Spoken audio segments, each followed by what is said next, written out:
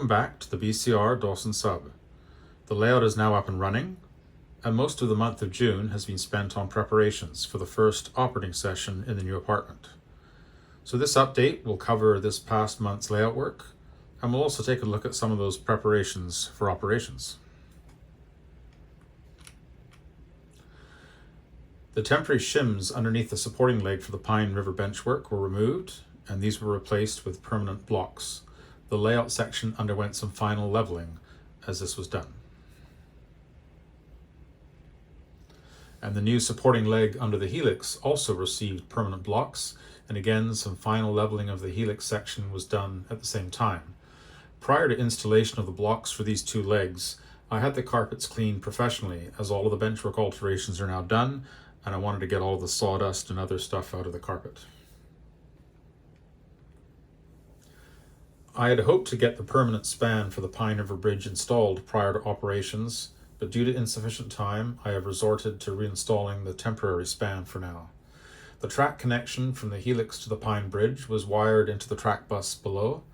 The track bus runs underneath the box benchwork for the bridge section, and I have brought branches from the track bus up inside the box to terminal blocks so that this section of track can be connected. The track connection from the helix to the Pine Bridge is seen here after installation. The joint with the helix has insulated rail joiners, as this is a block boundary between power districts. I am pushing a string of box cars back and forth across the joint to ensure that there are no issues here.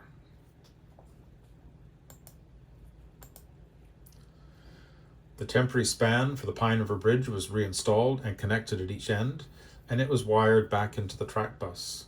The bridge is also connected to branches off the track bus, which come up into terminal blocks inside the box.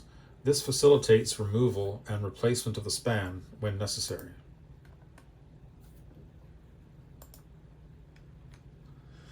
I ran a locomotive and track cleaning car across the bridge to verify that everything was working correctly. The work train then continued up the helix and onto Dawson Creek, becoming the first train to reach the upper deck after reassembly of the layout. Another task required for operations was recommissioning of the fast clocks and the addition of a fourth in the next room for Septimus. The fast clock software runs on a dedicated laptop computer, which is cabled to a Wi-Fi router. The three existing fast clocks receive their signals from the laptop computer via the Wi-Fi router, and also an MQTT broker. The clocks comprise an Arduino Uno module and an ESP chip for the display. Here they are displaying real time in yellow. Stopped fast time is displayed in red, and the running fast time is displayed in green.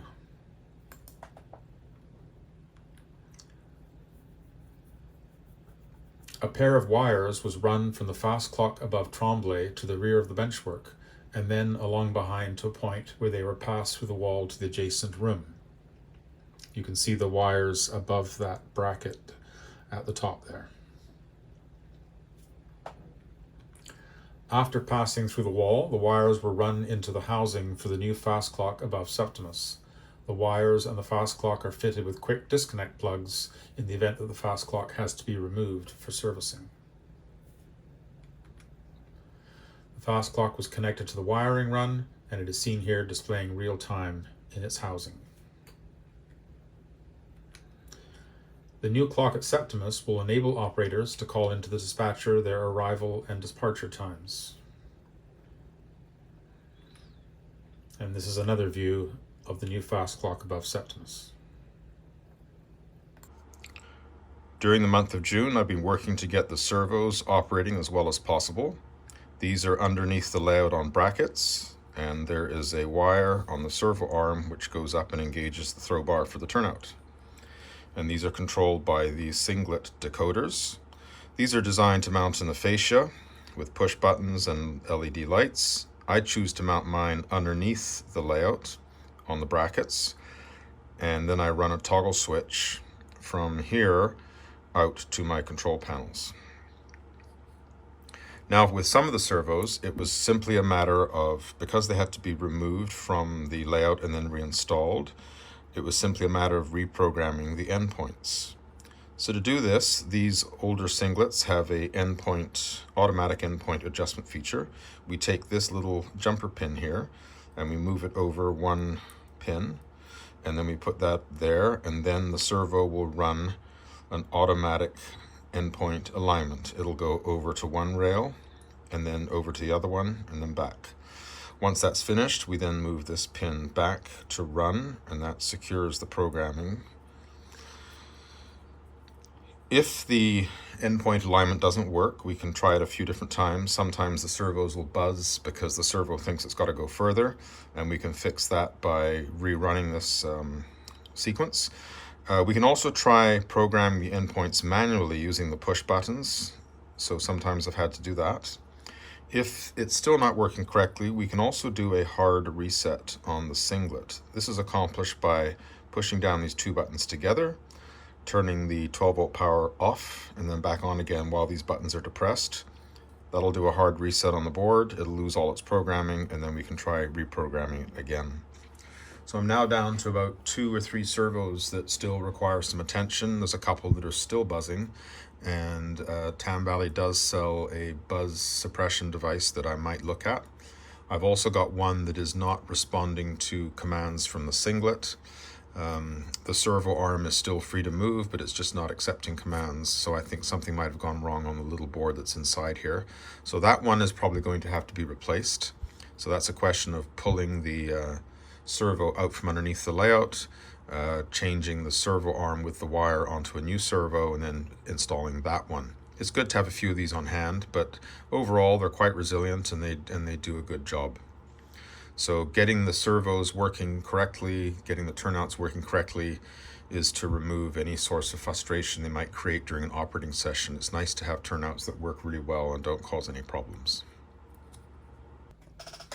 Well, after numerous attempts to revive this servo, the servo for the South Ladder main track in Chetwynd Yard ended up having to be replaced. I removed the switch machine, I transferred the servo arm with the wire onto a new servo, reinstalled it, and programmed the endpoints. I also replaced the frog juicer as it appeared to be causing a short at the turnout. This was the last servo requiring attention, and I'm very glad to have it working well, as it is a very important turnout in the yard.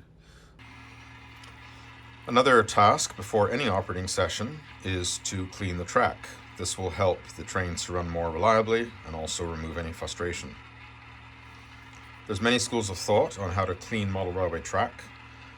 I prefer to keep the track dry. I don't use lubricants or grease or anything like that. I use the microengineering track cleaning blocks. I find these are a little less abrasive than the Pico ones. And to remove that layer of carbon that we sometimes see on the tracks, you can see some of it on my fingers here, I simply run the block up and down the tracks. I find these are a really nice size for this.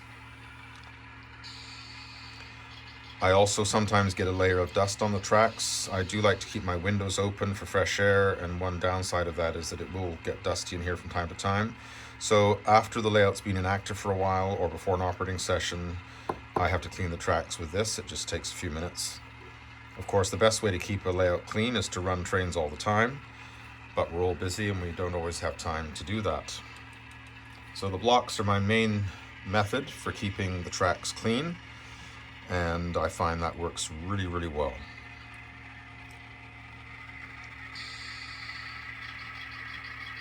Oh, hello, where did you come from? Well, this is my track cleaning train that I also use. I have an Atlas vacuum car, which works quite well, and I have an Aztec Predator track cleaning car that has a roller and it has some brushes underneath. And I find that running this train around the layout also helps to keep the tracks clean.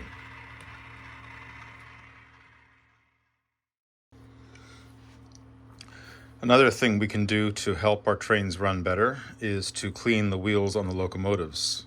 I find this makes a huge difference in the performance of the engines and contributes greatly to the satisfaction of the operators when they're running my trains. I use something called Track and Rail Cleaner.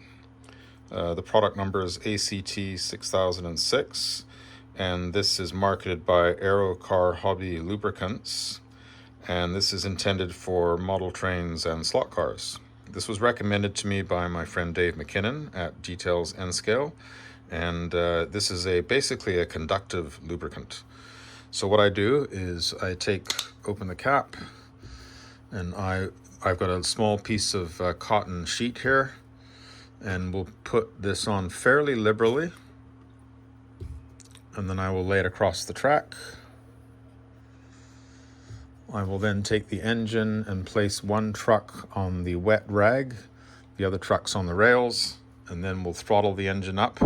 My speed curve is set so that after my various speed settings, at the very end of the speed curve, I ramp it right up to full, and that's for the purpose of wheel cleaning. So we're going to dial up to speed step 28, and then we'll let the engine throttle up. And as this truck is collecting power, this one is basically turning on the rag, and we're getting the wheels clean. And sometimes you got to fiddle a little bit to get it to go. That's working now. And after we've finished, we'll see that it's left some marks on the rag where the dirt has transferred from the wheel to the rag, and then we have nice clean locomotive wheels. I then turn the truck around, and usually I will notice a big difference in the pickup right away as the clean truck is now on the track.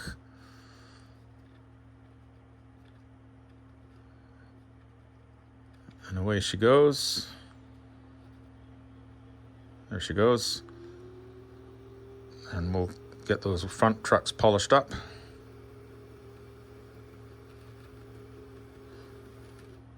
And once we've done that, I'll throttle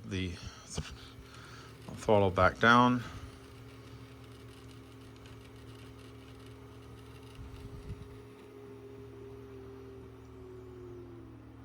And we'll change direction. And at this point, the engine should run very smoothly. There we go. So that's how I keep my locomotive's wheels clean, and that really adds to the enjoyment of operating. Well, after 2 years of work to reassemble the layout in the new room, I'm finally ready to host my first operating session here. I thought I might take some time to share with you the paperwork that I have in place for my sessions. Everyone has their own system, of course. Mine has been developed over a span of several years with 24 operating sessions, and it is patterned very closely on the prototype.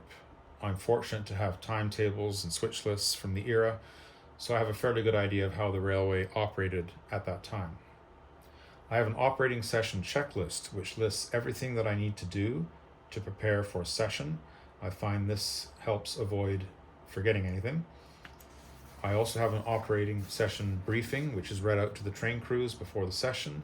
This lists anything that they need to know about the layout, additions, changes, deletions, etc., any current issues, the trains to be run, the crew assignments, and then I also have space to record feedback from the crew after the session.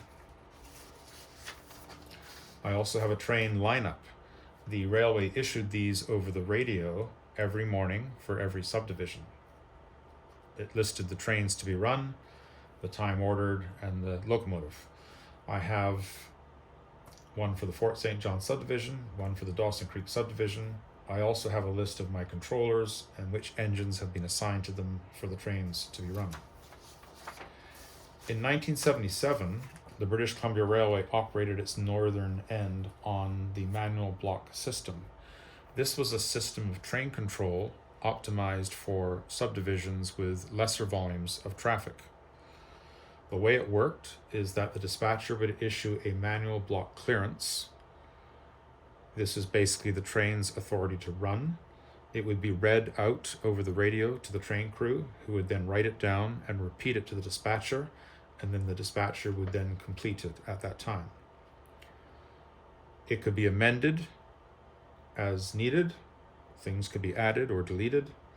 When the manual block clearance was finished with, the dispatcher would cancel it and strike it out in red. The dispatcher also has a copy of the timetable and the manual block bulletin, which listed conditions in effect on the railway at the time. This could last for a day, a week, or a month until replaced by a new one. We have the train dispatch sheet. Many of you are probably familiar with these.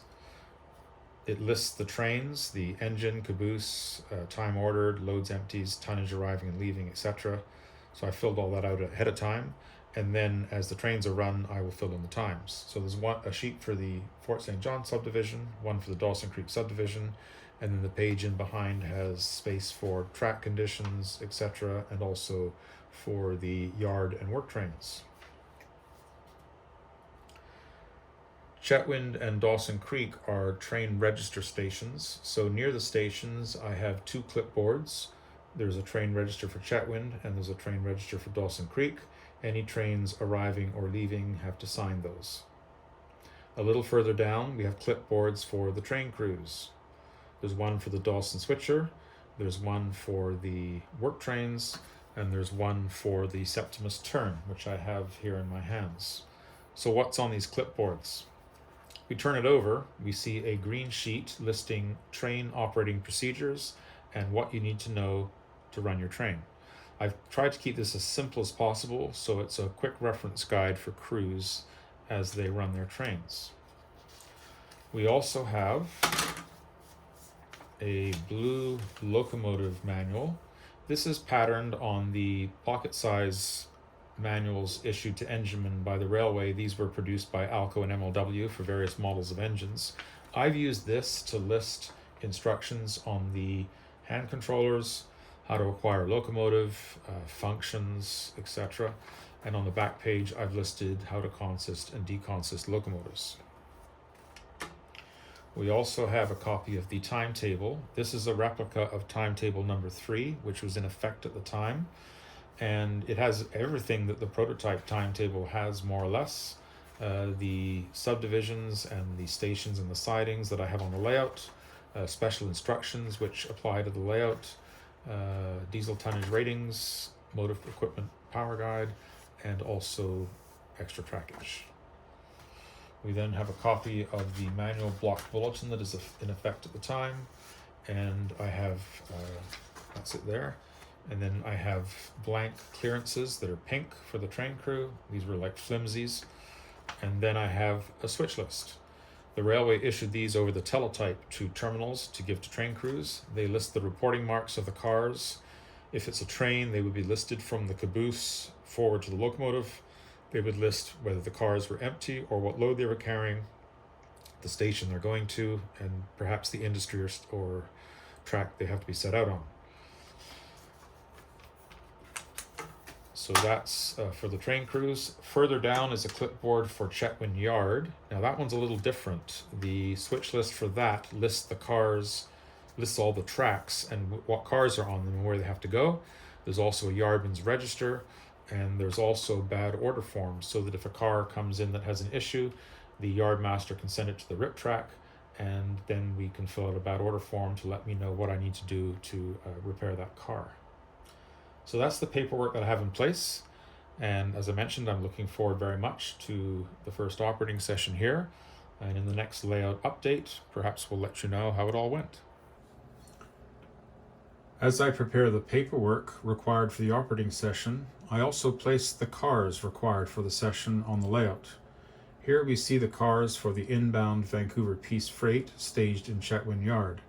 Prior to the session, the consist for this train will be assembled on the main track. The locomotives required for the session are consisted and test run before parking in their starting positions. Here we see 3 sets of locomotives at Septimus during run-ins on the Fort St. John subdivision.